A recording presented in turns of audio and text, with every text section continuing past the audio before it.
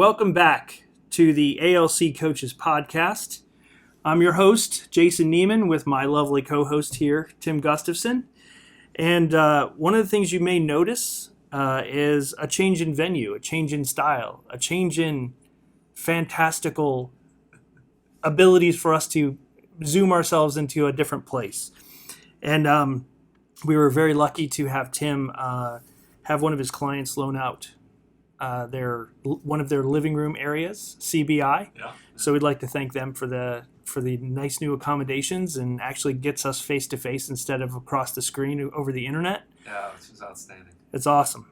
So first of all, welcome, Tim. Thank you. Appreciate it. It's good to be here. Good to be back. It's good to be back. So we're into the year 2020. Lots of changes, updates, big things happening. Absolutely. As we know. And one of the things we wanted to talk about today was retention and turnover. Yes. And so we're going to get into that. We've got some other really great future podcast topics as well. So let's just jump right in. So let's talk about retention and turnover and give us sort of the step up of what you're thinking we want to cover today. Yeah. So I think initially why is retention important these days?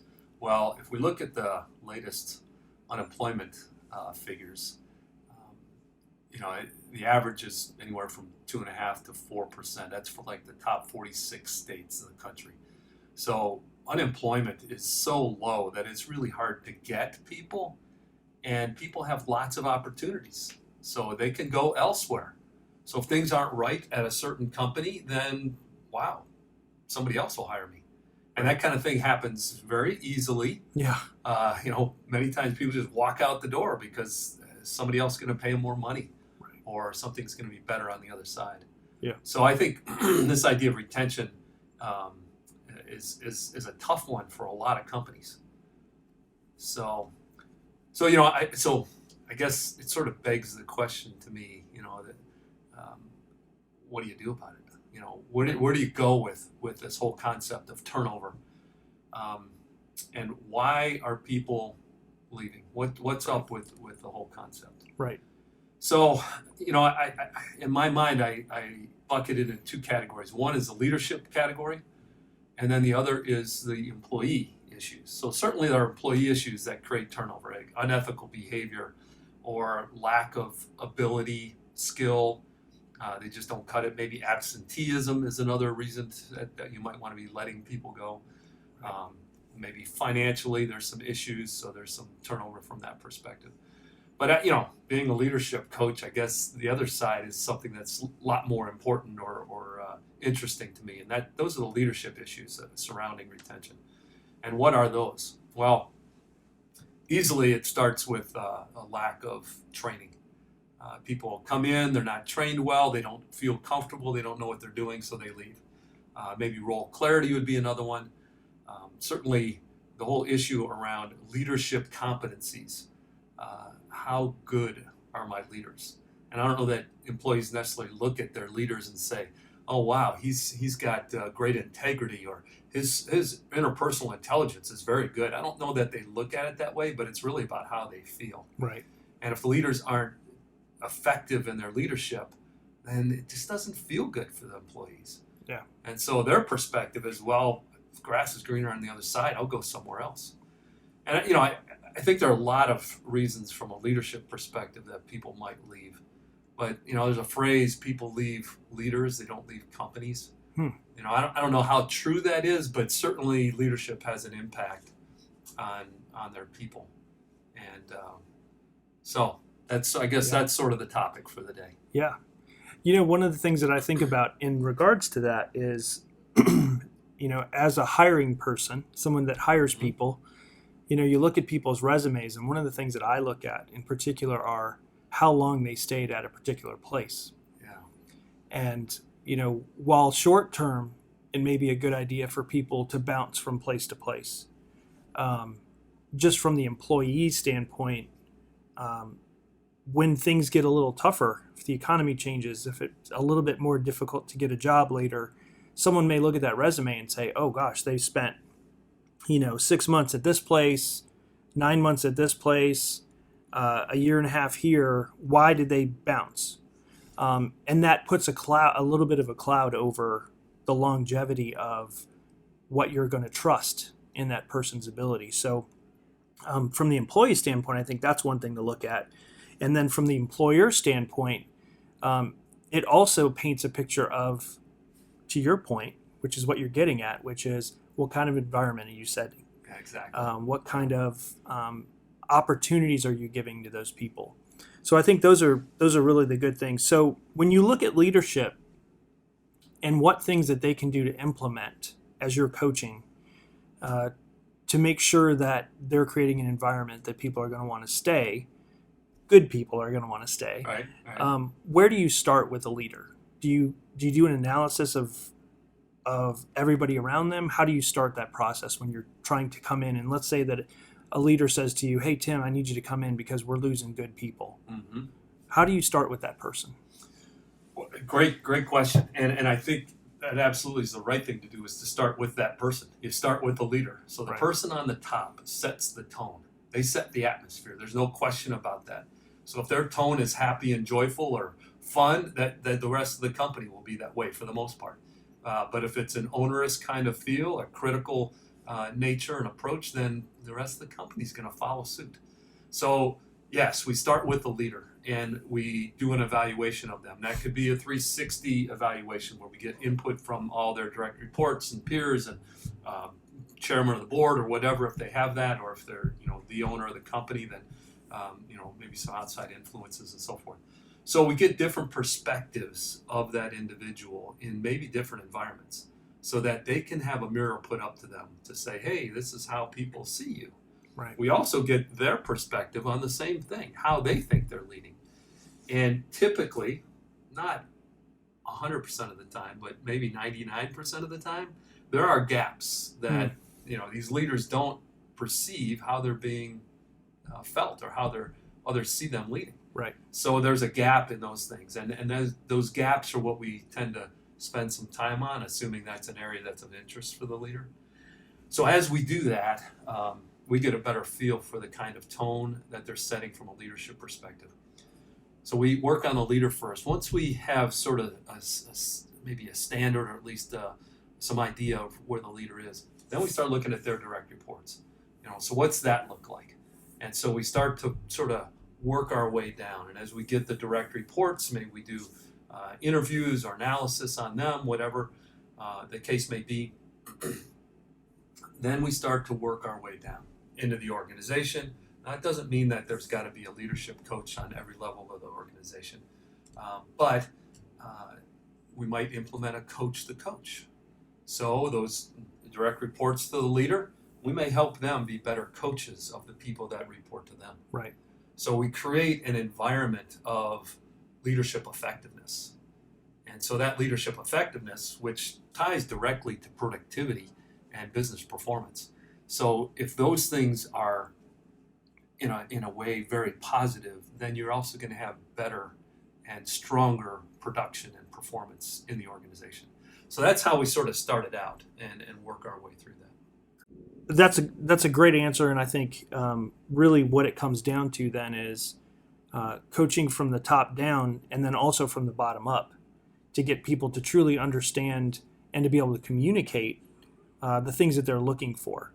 So that's kind of what I wanted to get into. In a larger organization where you have a human resources department, for instance, what can they do as leaders, like maybe the director of human resources? What can they do to inform a leader of a company or even the employees on how to coordinate that together so that they're doing their part to ensure that longer tenure for the employee themselves?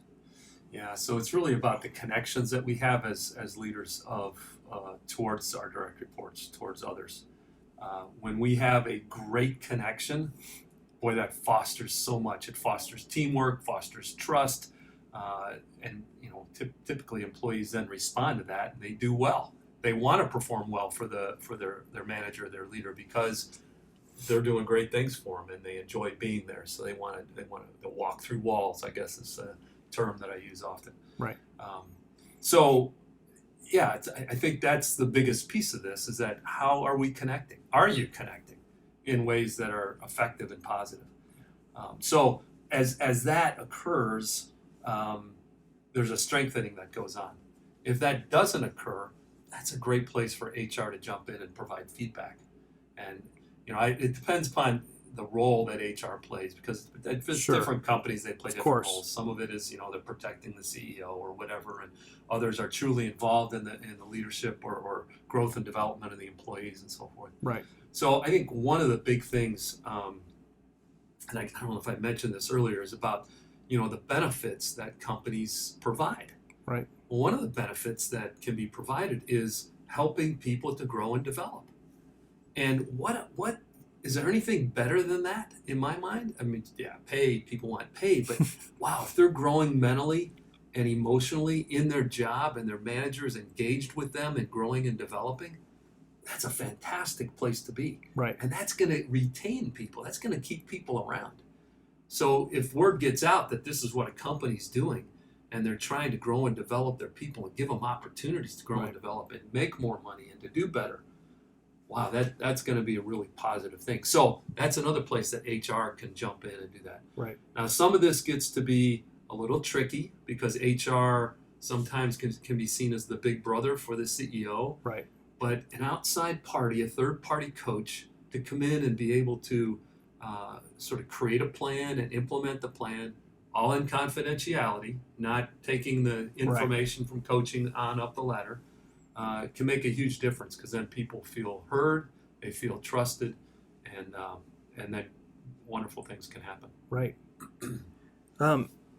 What do you think about implementing innovative ideas that maybe are against the grain to keep people? As you and I have talked about before, the 4-day work week. There was just a great NPR video that just came out yesterday. And, it was a whole video about innovation and how it reinvigorates the employee. How should these CEOs be looking towards that? Different things, trying different things. And if you do try things and then you end up having to take things away because they're not working, how do you approach that as a leader? Is it setting the expectation up front that, hey, we're going to give this a shot. If it works, great. Everybody's going to love it. It's going to work really well. But there's a chance that it may not. And then does that diminish the CEO's decision making or ability or the vision in the employee's mind that the CEO may or may not be dedicated to doing something? Yeah. But I wonder, how often are you exposed to a CEO that says to you, I'd really like to do this, but I'm afraid to do it because then if I take it away, it's going to be a problem. Right. Yeah, that can be tough. And I love, so in my previous experiences, I worked at a place in Capital One, and it was a test and learn environment. So we were always testing things out and learning from it. Right. And if it worked, then we implemented it. If it didn't, then scrapped it and moved on and tried something else. And everybody understood that. Everybody understood that. So and everybody that was understood that way for everything. It was that way for how we did the HR, how we did projects, how they did their various distributions, the different credit card tranches that they would put out. Everything was test and learn. So this idea of a pilot is a great way to go, because people understand what a pilot is. It's just a testing. Right. And so test it out with a few people, test it out with a group, test it out with a division. Try and see what happens with that, knowing that it is a pilot and you term it as such. So, but those kinds of things can make a huge difference. And you think back to you talked about the 4-day work week, the 40-hour kind of approach. That came about in the 40s or 30s when industrial revolution started to pick up, maybe earlier than that. Right. Does it really need to be 40 hours? Right. No. I mean, how many hours do you actually work? How many hours, if you're an innovator, are you innovating 40 hours a week? No. But if you can get 4 or 5 hours of great ideas, your week might be done. One of the things that we talk about a lot is, set a meeting, instead of your meeting time being a default 1 hour, make it 45 minutes. Yeah. And if you have 3 hour meetings per day, You're getting back 45 minutes. You know, and you don't really think about things like that. Or, hey, if I know I'm not going to work on Friday or I'm not working on Monday, whichever day your company chooses, all of your other work has to get done. Right. It's not changing. That's You right. still have to get it all done. You still have to have all your meetings. You still have to meet your deadlines. And as long as everybody's okay with that and everybody can figure out that rhythm, Mm-hmm.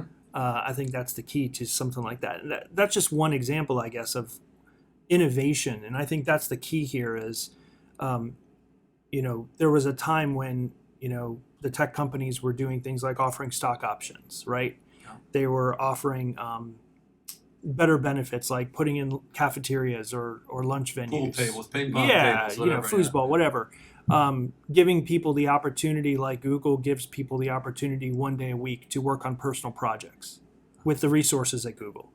And I think those types of things are innovative and they're different, but to a certain point, they're going to, those aren't going to be innovative anymore. And you're going to have to come back to, is it a good work environment? Are you being compensated appropriately? Do you feel like you have growth opportunities? And money goes a long way. Obviously, if you can pay people more, great. But at some point, the budget of the company is just not going to be able to sustain that. Correct. Yeah. So the question is, how do we innovate and how do we continue to innovate in meaningful ways? And I'm sure there are things out there outside of research you're on your own, but I'm sure there are organizations that are trying to figure out those things. I'm not aware of those at this time, but I'm sure they're out there. So I would encourage people to really go through and do some research on what are some of the new innovative ways to make your workplace look more attractive to a potential employee, right? Yeah, absolutely. I think that's great. And that's really the opposite perspective of how we go about our work. Because the way we go about our work is habitual. Habits can be really good things, Right. But also on the other side, if you think about habits, it's a perspective from the past.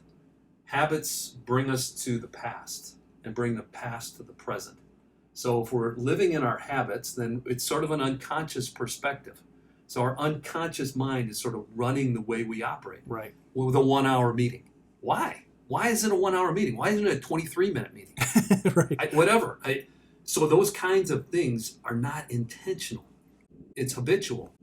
And that kind of a habit doesn't necessarily help us out as far as being good performers or getting the most out of whatever it is that we're trying to accomplish.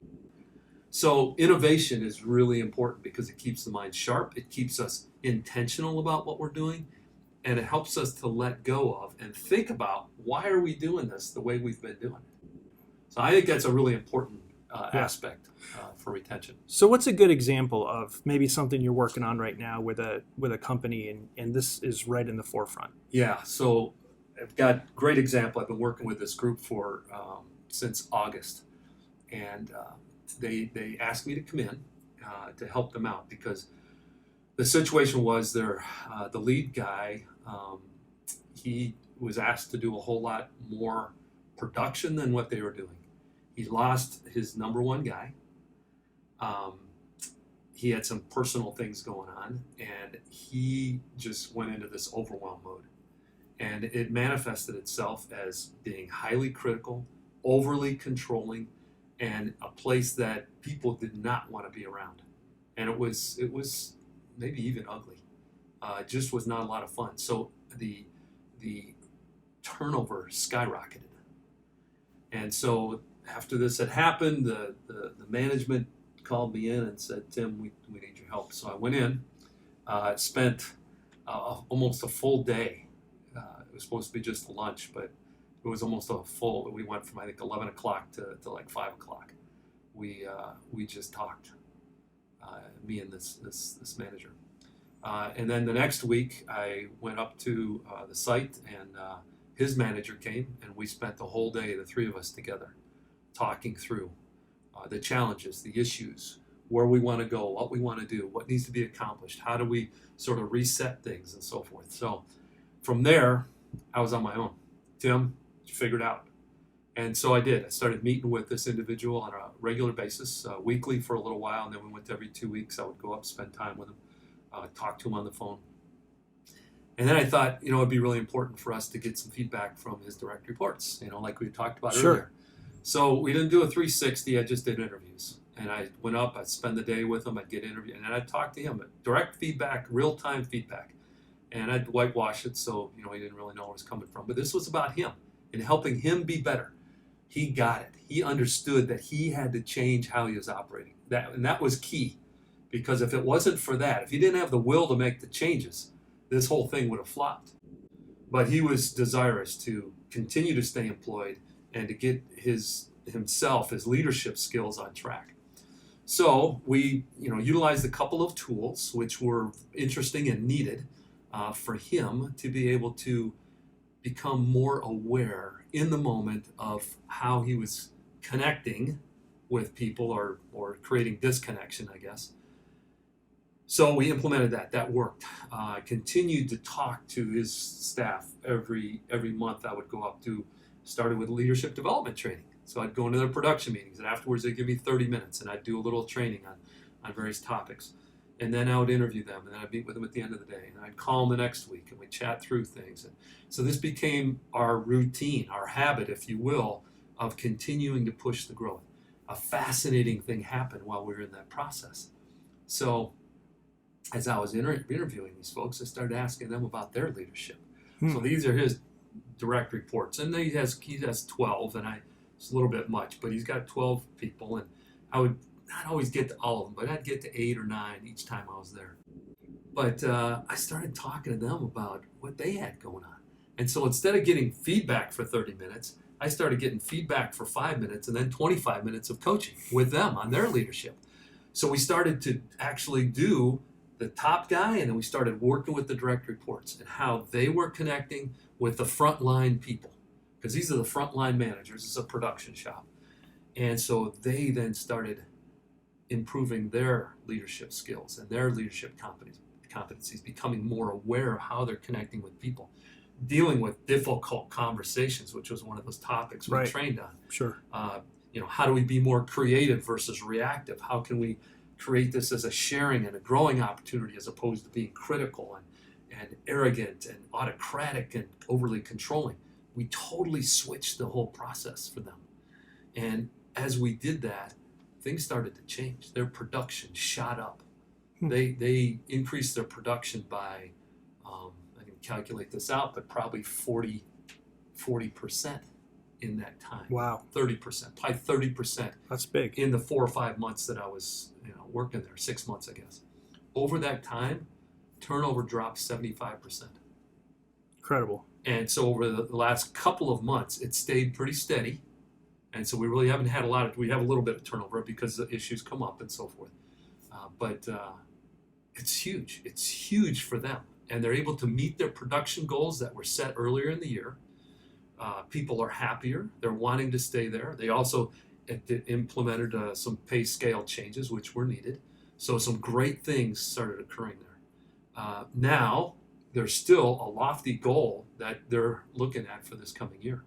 So they have to take these tools that we've given them, and they're starting to practice, and they got to implement it and be stronger about it as they go too. So anyway, some great success has occurred as a result of them being open to being coached, to me being in there, helping them understand leadership competencies and skill sets and how they actually would do it for themselves, and then helping them in the process so that it's a constant reminder. Hey, we're staying with you here. We're helping you. You're helping you to grow and learn. And they do that, and they're catching on to it. So, it's super positive. So that's a great example of how you focus on retention, you focus on leadership skills, and retention just sort of takes care of itself. That's great. Yeah. So that's a great example, obviously. Yeah. One of the things that as you were speaking through that is, have you now gone back to those employees and done a measurement at this point to see from their perspective, not just, they're happier because they got paid more, but sort of created an internal testimonial so that as you're going out and recruiting, as that CEO or the group is going out and recruiting, these people can become advocates for that this is a great workplace? That's a great idea. Well, so I think the feel will speak for itself for sure. because they will start, saying, hey, this is really turned into a great place to work here. I'm actually going up there tomorrow. Okay. Spend time with the group, and looking forward to that. That's probably a great idea, and I might interject that for the leader to say, hey, now that we have things going on here, let's start to get the word out, because they are going to be growing. Right. They've got these production goals that are increasing, and so they're getting more space, getting more warehouse space. So they've got a lot of bridges to cross here. But Sure. Yeah, that's a good idea. Yeah, because they'll be the greatest advocates for the company. I would think so. doubt. Yeah, No doubt. for sure. All right. Well, what a great topic.